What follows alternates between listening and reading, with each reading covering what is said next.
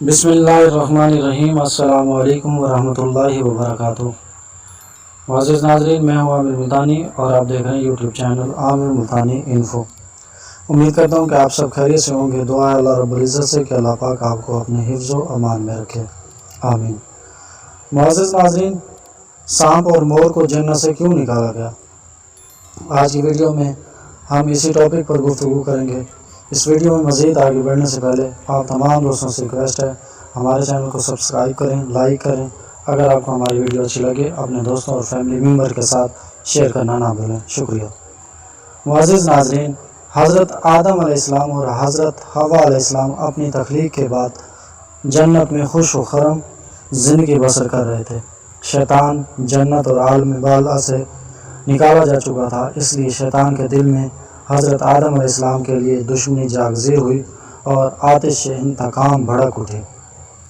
معزز ناظرین، شیطان کو جب پتہ چلا کہ حضرت آدم علیہ السلام کو جنت کے تمام پھل اور میوہ کھانے کی اجازت مل چکی، لیکن شجر منوع یعنی گندم کے دانے کھانے سے منع فرما دیا گیا ہے، تو زمین سے عالم بالا کی طرف روانہ ہوا۔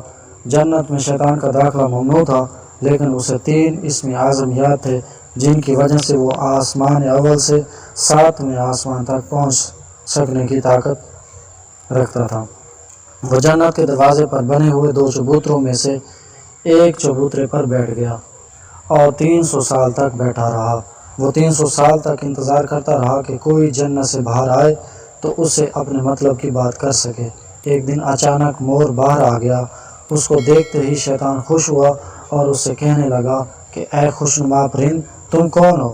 مور نے کہا میں مور ہوں۔ مور نے کہا تم اپنا تعارف کرواؤ۔ اس نے کہا کہ میں ایک فرشتہ ہوں اور میں ایک پل بھی مالک کی عبادت سے غافل نہیں ہوتا۔ میں چاہتا ہوں کہ میں جنت کے اندر جاؤں اور وہاں کی نعمتوں کا اپنی آنکھوں کے ساتھ مشاہدہ کروں۔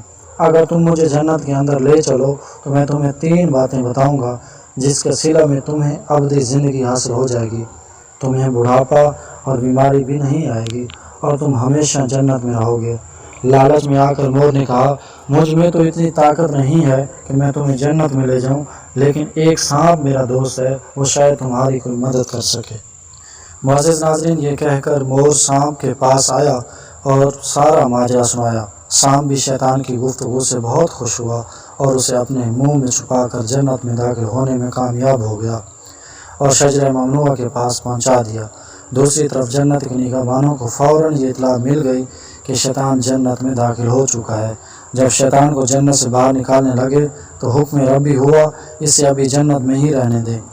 شاید یہی حضرت آدم علیہ السلام کا امتحان تھا اور حکم خداوندی کے ساتھ حکمت بھی تھی۔ جنت میں جب عارضی رہائش کا حکم نامہ مل گیا تو شیطان حضرت آدم اور حضرت حوا علیہ السلام کے پاس جا کر عقیدت و محبت کا اظہار کرنے لگا۔ یہ دونوں اس لعین کو پہچان نہ سکے کیونکہ ماضی کے مقابلے میں شیطان کی شکل تبدیل ہو چکی تھی۔ معزز ناظرین، اس نے حضرت آدم علیہ السلام سے کہا میں چاہتا ہوں کہ آپ ہمیشہ جنت میں خوش و خرم زندگی گزارتے رہیں۔ حضرت آدم علیہ السلام شیطان کی باتیں سن کر گہری سوچ میں ڈوب گئے۔ شیطان نے کہا اگر آپ نے میری بات پر عمل کیا تو یقیناً آپ کو تحیات جنت کی سہولتیں حاصل رہیں گی۔ یہ سن کر حکم ربی بھول کر شیطان کے بہکاوے میں آ گئے۔ انہوں نے کہا یہ کس طرح ممکن ہے؟ شیطان نے کہا اگر گندم کا دانہ آپ دونوں چکھ لیں تو آپ کو ابدی حیات حاصل ہو جائے گی اور آپ جنت میں ہی رہیں گے۔ یہ بات سن کر حضرت آدم علیہ السلام کے دل میں رجحان پیدا ہوا، لیکن ان کے دل میں اللہ کا خوف غالب آ گیا۔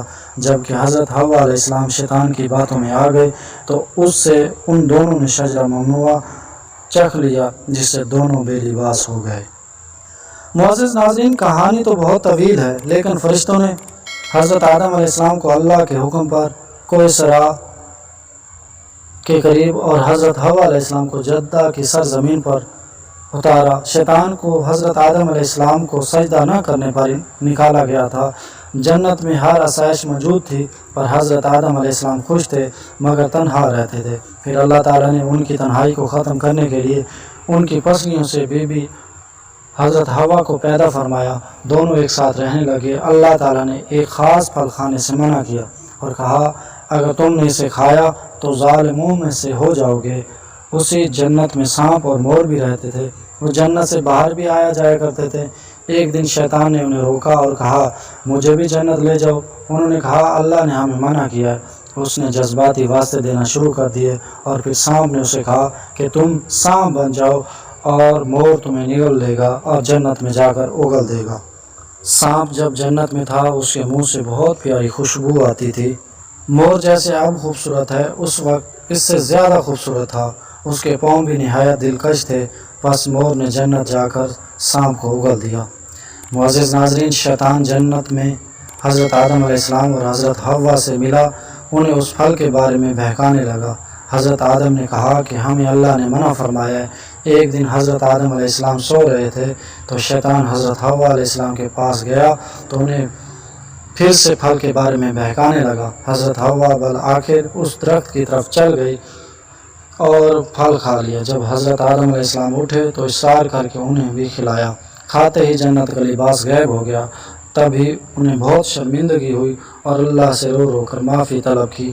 اللہ نے انہیں جنت سے نکال دیا اور ایک مخصوص وقت تک زمین پر رکھا۔ تبھی سے مور خوبصورت پاؤں سے سانپ کو جنت لایا تھا تو اس سے خوبصورت پاؤں لے لیے گئے اور بدصورت پاؤں بنا دیے۔ جس منہ سے سانپ نے مشورہ دیا تھا تب سے منہ کی خوشبو چھین لی اور پاؤں بھی جنت سے نکال دیے گئے۔ معزز ناظرین، امید کرتے ہیں کہ آپ کو یہ معلومات پسند آئی ہوں گی۔ اگر آپ چاہتے ہیں یہ معلومات آپ کو ملتی رہیں تو معزز ناظرین اس چینل کو سبسکرائب کریں اور اپنے دوستوں اور رشتہ داروں تک پہنچا کر صدقہ جاریہ میں حصہ لیں۔ شکریہ۔ معزز ناظرین اجازت دیجیے، ملتے ہیں جلدی ایک نئی معلوماتی ویڈیو کے ساتھ۔ تب تک کے لیے اللہ نگہبان۔